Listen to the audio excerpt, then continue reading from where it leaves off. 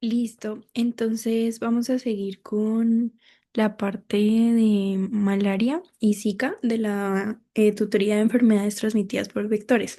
Entonces, primero vamos a hablar de la malaria. Para darles pues una como pequeña introducción. Esta es una enfermedad provocada por parásitos del género Plasmodium spp y transmitida a través de la picadura de mosquitos hembra infectados del género Anopheles. Este es pues constituye un asunto de interés en salud pública en Colombia que tiene alto impacto en poblaciones vulnerables y en zonas de alta transmisión, por lo cual es importante pues poder diagnosticarlo y tratarlo adecuadamente para evitar complicaciones y con esto pues la mortalidad de los grupos de interés. Acá podemos ver pues la primera diferencia con el dengue, que pues el dengue va a ser una enfermedad provocada por un virus, mientras que la malaria va a ser provocada por parásitos. Listo. En cuanto a la epidemiología, mm, en cuanto a la epidemiología mundial, pues como mencioné anteriormente, este es un problema de salud pública internacional que afecta más que todo las zonas tropicales. Según la Organización Mundial de la Salud, desde la pandemia en el 2020 del COVID, se mostró un incremento de casos atribuido a la interrupción de las estrategias de eliminación. Sin embargo, en los últimos años han disminuido la cantidad de casos pues reportados. En cuanto a la epidemiología colombiana, la malaria es un problema prioritario en salud pública debido a que más o menos el 66% de los municipios pues, de nuestro país se encuentran en alturas iguales o inferiores a los 1.600 metros sobre el nivel del mar, que tienen condiciones climáticas, geográficas y epidemiológicas que van a facilitar como tal la transmisión del parásito. Y también, perdón, van a haber pues condiciones asociadas a la alta migración colombiana y extranjera. Bueno, aquí hay otra diferencia con el dengue, que solo se presenta en alturas iguales o inferiores a 1.600. Recordemos que en el dengue es 2.200 metros sobre el nivel del mar. Listo. Entonces, la tasa de incidencia de la malaria realmente ha fluctuado mucho en los últimos años, con promedios anuales de 80.000 a 100.000 casos por año. Predomina la infección por el Plasmodium vivax con aproximadamente el 63% de los casos. Estos son datos del 2023, realmente no encontré datos más actualizados, pero pues realmente han disminuido. Em, bueno, en cuanto al Plasmodium falciparum, se corresponde en más o menos el 36% de los casos y se puede ver también una infección mixta en el 1% de los casos. En los últimos 20 años, las muertes por malaria han disminuido. Más o menos se reportan 100 muertes anuales a finales del siglo XX, mientras que actualmente en los últimos 5 años se han reportado menos de 25 muertes. Entonces, pues ahí se puede ver como mm, un reflejo del diagnóstico, del control y pues en general de la situación em, en nuestro país de la malaria. Los principales focos de transmisión de malaria en Colombia se encuentran situados en la región pacífica, seguida por la región de Urabá, Bajo Cauca y Alto Sinú. Y pues acá les traje como em, una foto que nos muestra más o menos la situación de cada departamento. Entonces, en azul es como la región más afectada, entonces es toda la región pacífica. Y en amarillo están las regiones menos afectadas, entonces vemos como en general la región andina, la región Caribe, para tener en cuenta.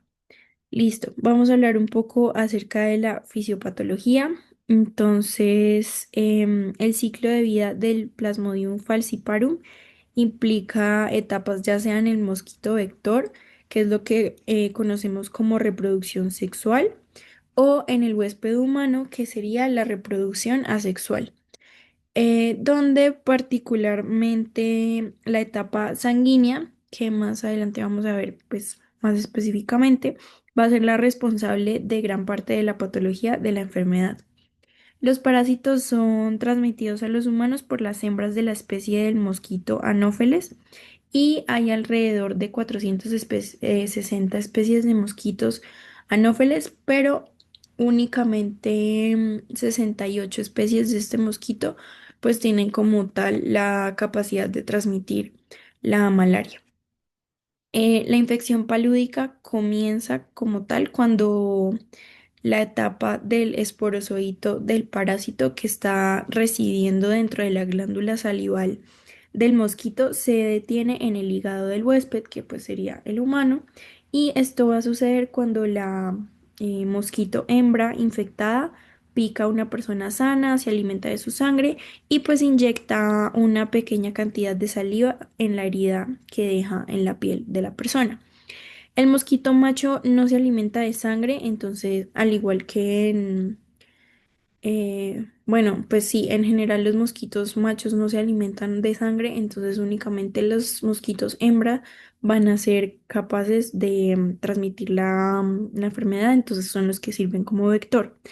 Listo, entonces lo que pasa es que la saliva contiene enzimas antihemostáticas y antiinflamatorias que van a interrumpir todo el proceso de coagulación e inhiben la reacción al dolor. Posteriormente, pues típicamente cada picadura infectada contiene más o menos entre 5 a 200 esporozoitos que proceden a infectar al humano. Em, los esporozoitos van a permanecer durante un tiempo prolongado en la piel antes de que realmente lleguen al torrente sanguíneo y pues empiecen como tal una afectación sistémica. Solo los parásitos que sobreviven a los fagocitos pueden ingresar rápidamente al torrente sanguíneo humano a través de un vaso sanguíneo y a través de pues este vaso sanguíneo van a circular durante unos minutos antes de infectar a las células del hígado, que es pues cuando va a empezar como tal la afectación sistémica. Listo. Entonces vamos a dividir la enfermedad en tres fases. La primera es la fase hepática, que es la fase preeritrocítica o exoeritrocítica.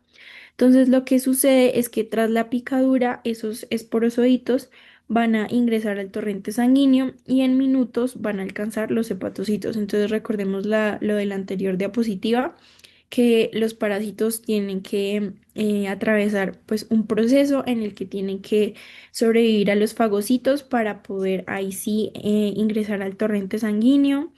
Em, pues después de haberse quedado lo de unos minutos en la piel y demás, y ya después de, pues empiezan como esa circulación en el torrente sanguíneo y después sí alcanzan los hepatocitos. Entonces, dentro de los hepatocitos se multiplican de forma asexual, que el proceso se conoce como esquizogonia y aquí forman esquizontes hepáticos. Entonces ya no van a ser los esporozoitos, sino esquizontes. Mm, Al romperse el hepatocito, liberan merozoitos a la sangre. Tener en cuenta que Plasmodium vivax y Plasmodium ovale pueden dejar formas latentes de esos esquizontes que son perdón, no de los esquizontes, sino de los esporozoitos, y esa forma latente se va a llamar hipnozoitos.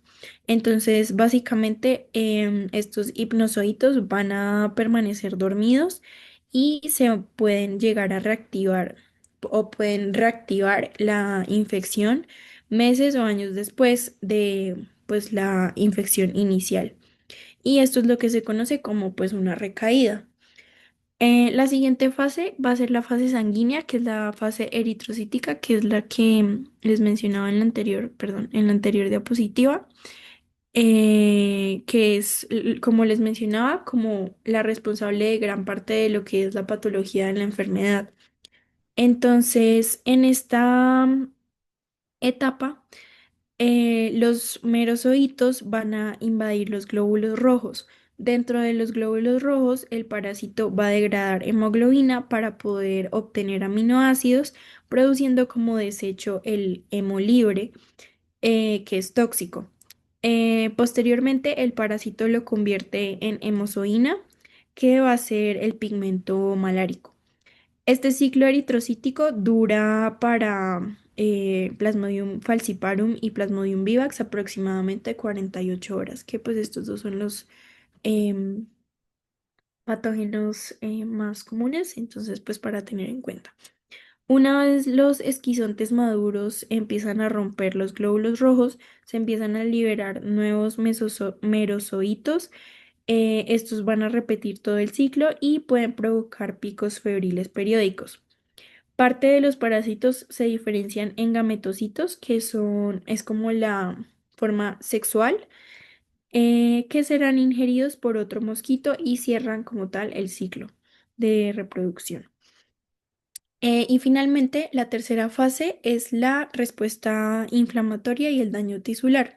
Entonces, la ruptura de los glóbulos rojos va a liberar muchas cosas, como lo son los merozoitos, la hemoglobina libre, la hemozoína, que recordemos que es el pigmento de la malaria, y fragmentos de membrana. Esta ruptura de los glóbulos rojos va a activar distintas células del sistema inmune, como lo son los macrófagos y las células dendríticas, que van a ocasionar la producción de distintas citoquinas inflamatorias, como lo son la interleuquina 1, la 6 y el factor de necrosis tumoral alfa. El resultado de todo este proceso va a ser pues las manifestaciones clínicas más frecuentes que vamos a enfatizar más adelante, pero pues son la fiebre, el escalofríos, em, diaforesis en ciclos que van a coincidir con la ruptura masiva de estos glóbulos rojos. También se puede presentar anemia hemolítica por destrucción de los glóbulos rojos que mencionamos anteriormente. Se puede dar también esplenomegalia por hiperplasia del sistema reticuloendotelial y también trombocitopenia por consumo y destrucción inmunológica como tal de las plaquetas.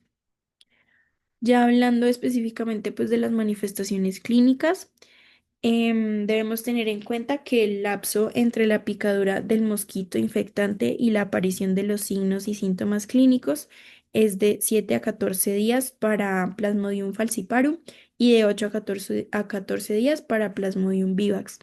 La malaria realmente tiene un espectro de manifestaciones muy amplio. Se puede presentar malaria con, pues, sin síntomas, es decir, asintomática. También se pueden presentar cuadros sintomáticos con la presencia de fiebre, escalofríos, diaforesis, cefalea y también cuadros muy severos que pueden llevar a la muerte. Entonces, aquí es donde radica la división o la clasificación de la malaria en malaria no complicada y malaria complicada, que pues obviamente la malaria complicada es aquella que se asocia con mayores índices de mortalidad. Por un lado, la malaria no complicada, perdón, se va a caracterizar por un inicio súbito de la fiebre, malestar general, escalofríos, que puede estar acompañado o no de cefalea, de mialgias, artralgias y sudoración. De acuerdo con el parásito específicamente infectante, se pueden producir paroxismos febriles de 24 a 72 horas que se originan por la ruptura de los esquizontes hasta complicaciones mayores. Realmente las características clínicas dependen de muchas cosas, como lo son la edad del paciente, el estado inmunitario, la especie de parásito que esté afectando, el número de parásitos, el tiempo de padecimiento de la enfermedad. Entonces, pues son muchos factores que siempre hay que tener en cuenta. Y por otro lado, tenemos a la malaria complicada, que esta se va a caracterizar por signos, síntomas o alteración en las pruebas diagnósticas que nos indican disfunción de órganos vitales. Esto puede llegar a producir daño y muerte celular en diferentes órganos, además de extravasación severa de plasma que puede conducir a shock, hipoxia celular e inducción del metabolismo anaerobio, que pues sabemos que normalmente el metabolismo que utilizamos es el aerobio. Entonces, este metabolismo anaerobio puede llegar a comprometer distintos órganos y sistemas. Hay distintos signos clínicos que indican riesgo de complicación, como lo son la postración en cama, la alteración del patrón respiratorio, ya sea con la presencia de taquipnea o de disnea, también el vómito persistente, que es súper importante. Si hay presencia de vómito persistente, es un indicador que no podemos dar tratamiento por vía oral. También diarrea persistente, deshidratación grave y hiperparasitemia. Súper importante que todo caso de malaria complicada sí o sí lo debemos hospitalizar y tratar pues para disminuir la probabilidad de que se complique y que pues lleve a la mortalidad. Hay un grupo de complicaciones graves que ocurren más que todo por el Plasmodium falciparum, como lo son el secuestro de eritrocitos parasitados. El parásito induce expresión de proteínas adhesivas en la membrana del glóbulo rojo, como lo son la PFMP1, que ésta se va a unir al endotelio capilar y va a producir microagregados que obstruyen el flujo sanguíneo pues a los distintos órganos, conduciendo pues a la complicación. Y va, como les mencioné, a afectar o pues puede llegar a afectar distintos órganos. Entonces, en el cerebro, las complicaciones graves son confusión, convulsiones y coma. En el riñón, insuficiencia renal aguda. En la placenta, pues en caso de las gestantes, se puede producir malaria cerebral, perdón, malaria gestacional, que se va a caracterizar por restricción del crecimiento fetal o incluso muerte fetal. También se puede producir hipoglicemia por consumo elevado de glucosa por el parásito que esté presente, que pues en este caso sería el Plasmodium falciparum principalmente. Y también va a haber un aumento de la insulina por el tratamiento con quinina, que más adelante vamos a ver que es un pilar pues muy importante dentro del tratamiento de la malaria complicada. También se puede presentar acidosis metabólica por hipoperfusión y por aquello del metabolismo anaerobio que les mencionaba anteriormente, que pues sí que se va a presentar en estos casos. Y también síndrome de dificultad respiratoria aguda por el daño endotelial y aumento de la permeabilidad pulmonar. Entonces, esta es la clasificación que nos da la guía del Instituto Nacional de Salud. Entonces, tenemos el caso confirmado por laboratorio, que incluye pues todas las manifestaciones clínicas que les mencioné anteriormente y que pues haya un examen confirmatorio pues que identifique las distintas, alguna especie de parásito, que ya pues más adelante vamos a ahondar un poco en cómo es que se realiza este diagnóstico. También está el caso de malaria no complicada, que pues es el caso de malaria confirmado por laboratorio, que tenga pues la sintomatología general sin ningún signo de alarma o complicación. También está el caso de malaria complicada, que es aquel caso de malaria con hallazgos clínicos o de laboratorio que indiquen compromiso grave de uno o varios órganos. Entonces, acá vuelven a mencionar las complicaciones de los distintos órganos. Entonces, tenemos las cerebrales, que es más que todo pues alteración del estado de conciencia, la postración, las convulsiones. Las complicaciones pulmonares, acá incluyen la acidosis, que va a ser por pues la respiración, perdón, por el metabolismo anaerobio, también el edema pulmonar. Tenemos las complicaciones hematológicas, que está la anemia malárica grave y el sangrado significativo. Puede ser epistaxis, también sangrado por las encías, o por los sitios de venopunción. También puede haber sangrado gastrointestinal. Y las complicaciones renales, como les mencioné, sería la insuficiencia renal aguda.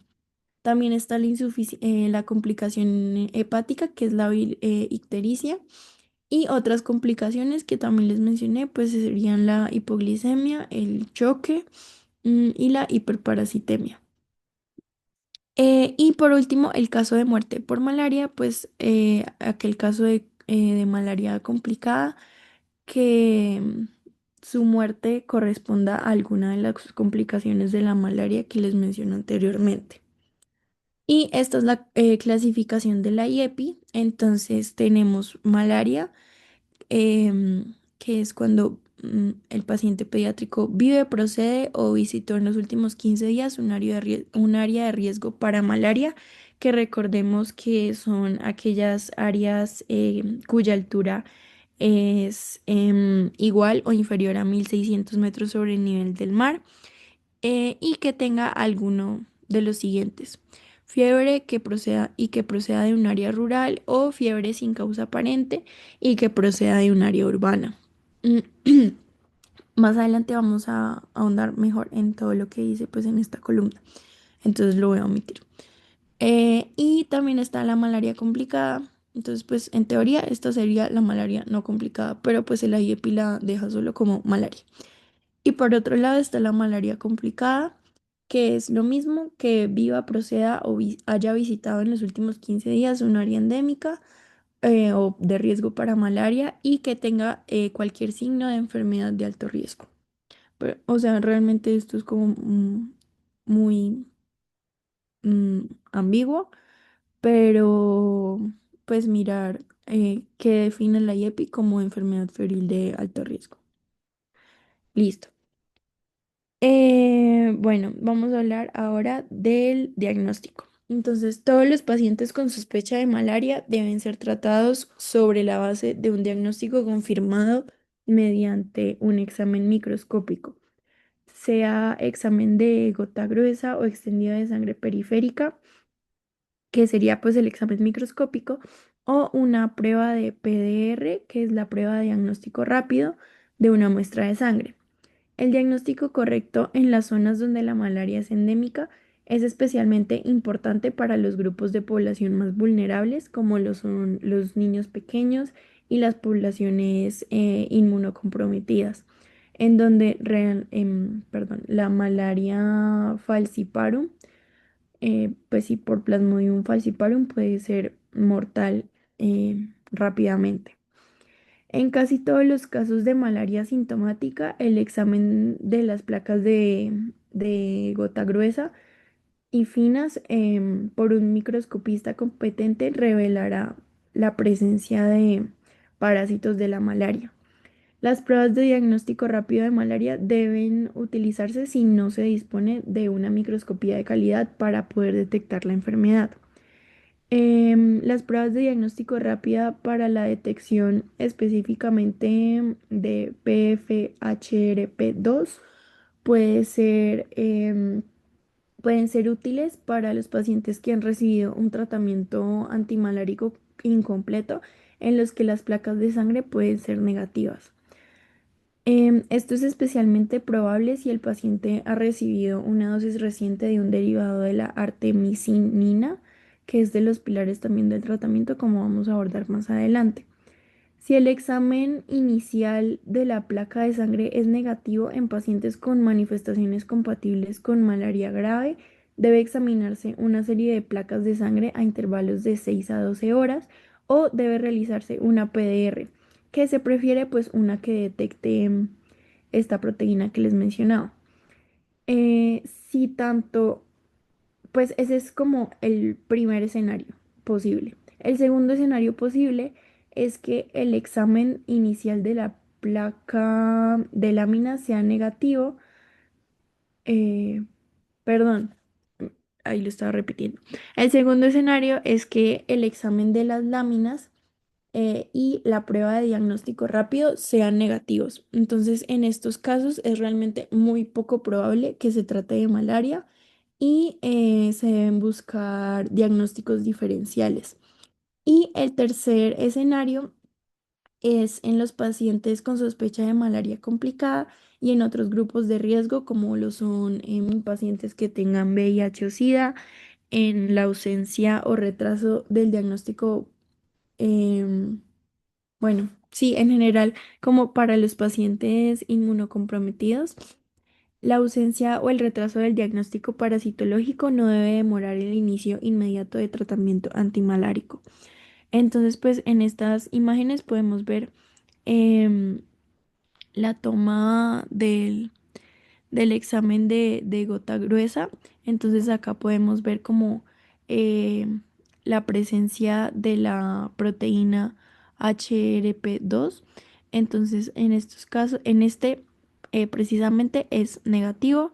Acá si detecta únicamente estos dos, puede ser malaria por cualquier tipo sí, de plasmodium. Y si obtiene estas tres rayitas positivas, podemos confirmar el diagnóstico por Plasmodium falciparum. Y aquí está la prueba de diagnóstico rápida, pues que se obtiene a través de una muestra de sangre, como si fuera una glucometría, básicamente. Listo.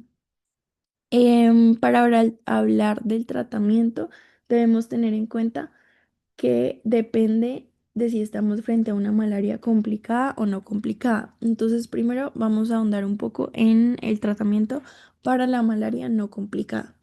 Los objetivos clínicos del tratamiento de este tipo de malaria son curar la infección lo más rápidamente posible y que ésta progrese hasta una enfermedad más grave, ya que pues la malaria no complicada puede luego evolucionar hacia una malaria complicada. Entonces es súper importante tener esto en cuenta.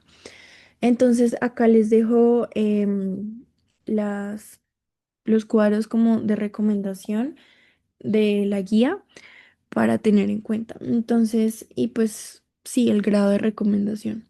Entonces, lo que se recomienda para el tratamiento de malaria no complicada en casos de Plasmodium falciparum, en el caso, pues, específico de pediatría, es tratar con terapia combinada de artemisinina y TCA, que incluye el artemeter y la lumefantrina. Esto realmente es lo que más se utiliza. Esta TSA es una combinación de un derivado de la artemisinina de acción rápida con un fármaco asociado de acción más prolongada que tiene eliminación más lenta. Entonces, el componente de artemisinina tiene como la capacidad de eliminar rápidamente los parásitos de la sangre y también es activo contra las etapas sexuales del parásito que median la transmisión posterior a los mosquitos. Entonces es muy importante pues esto del TCA. La duración del tratamiento, lo que dicen la guía es brindar un tratamiento de 3 días con en la TCA. Listo. Y la dosis pues es esta. Mm, y en Colombia específicamente, pues el tratamiento no varía mucho, entonces pues ahí les dejo, pero dan como unas consideraciones específicas. Y en grupos especiales de riesgo que incluyen las gestantes en primer trimestre del embarazo, los lactantes de menos de 5 kilos de peso corporal, que pues es lo que nos interesa a nosotros en este momento, es tratarlos con la TCA a la misma dosis objetiva de miligramo kilo de peso que para los niños de 5, pues más de 5 kilos, o de 5 kilos específicamente. Entonces la dosis esta que ya conocemos de 0,25 la multiplicamos por los 5 kilos y le damos esa dosis a aquellos que pesen menos de 5 kilos. Listo.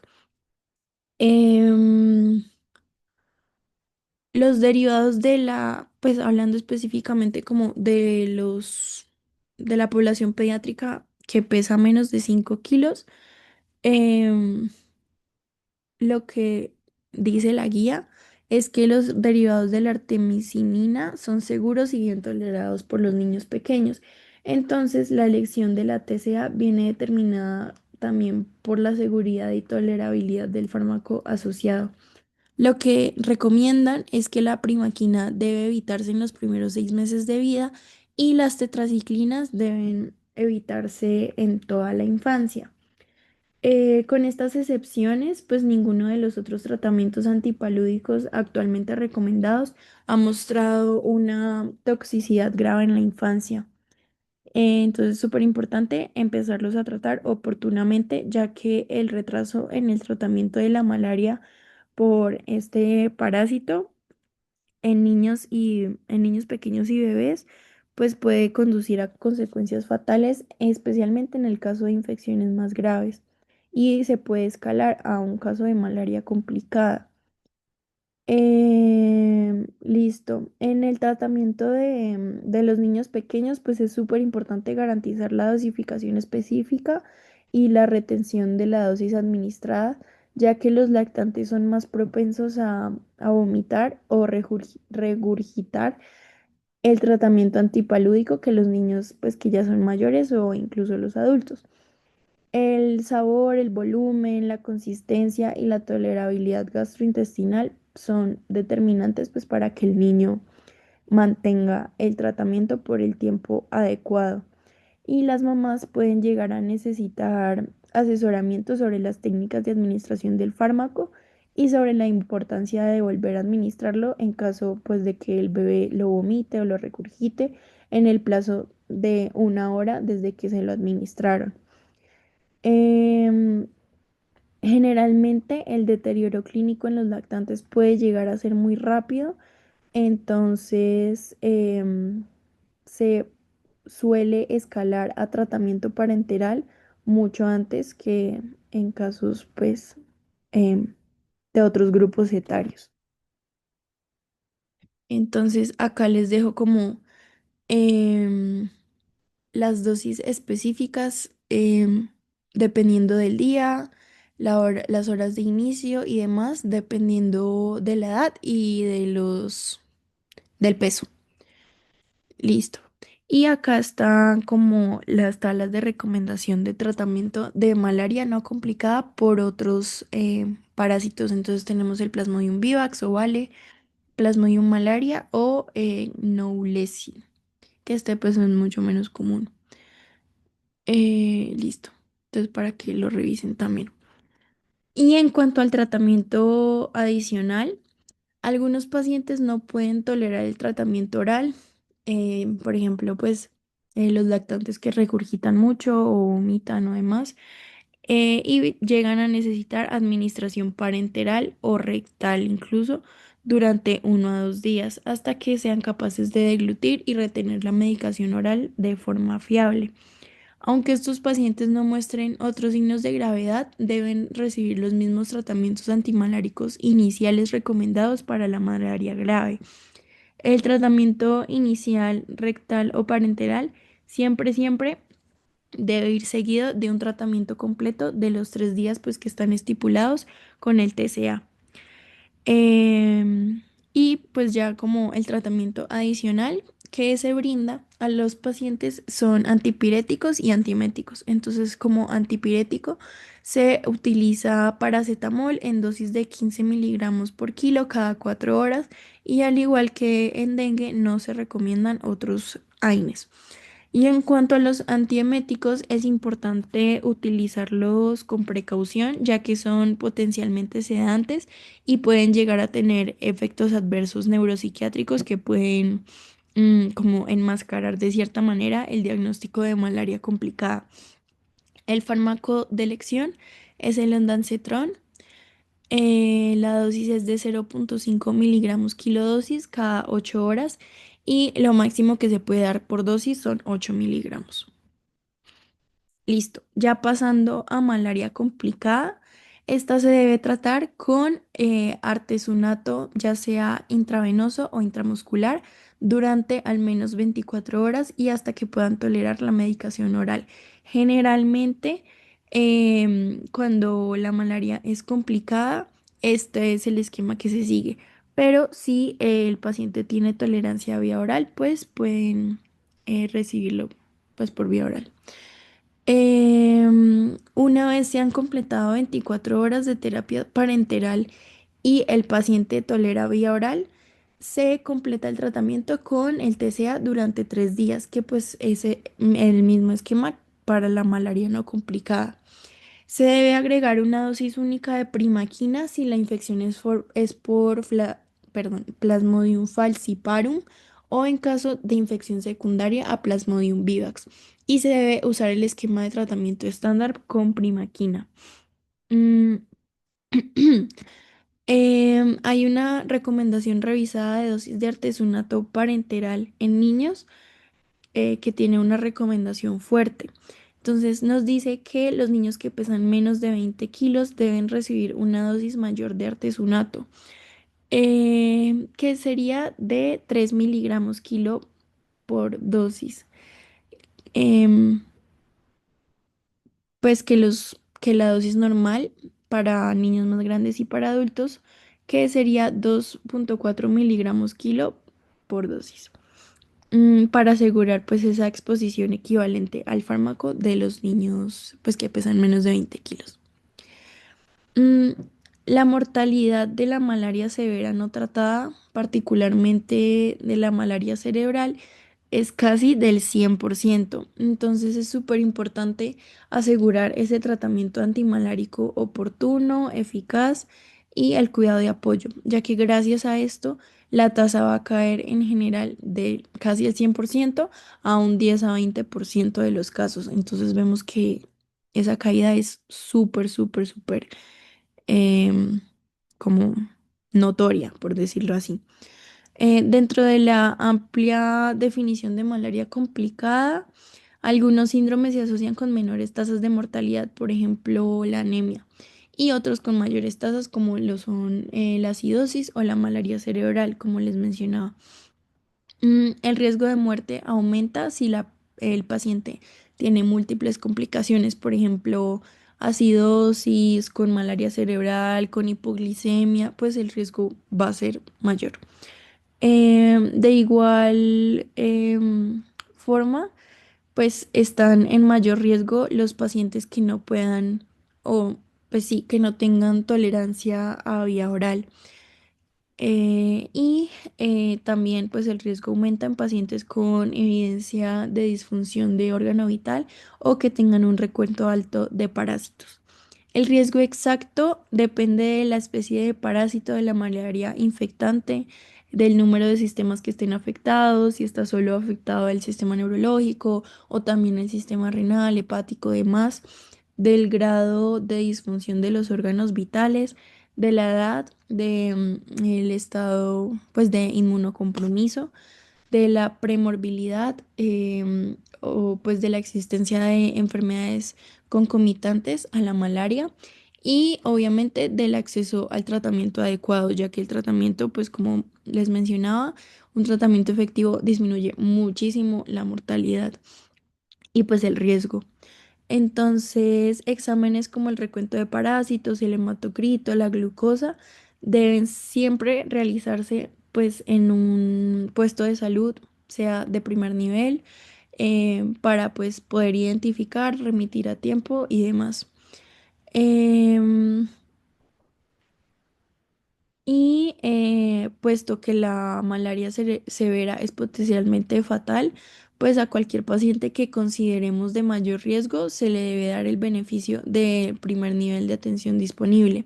Entonces, diagnosticarlo a tiempo y poder brindarle el tratamiento inicial ahí en el primer nivel de atención y luego remitirlo.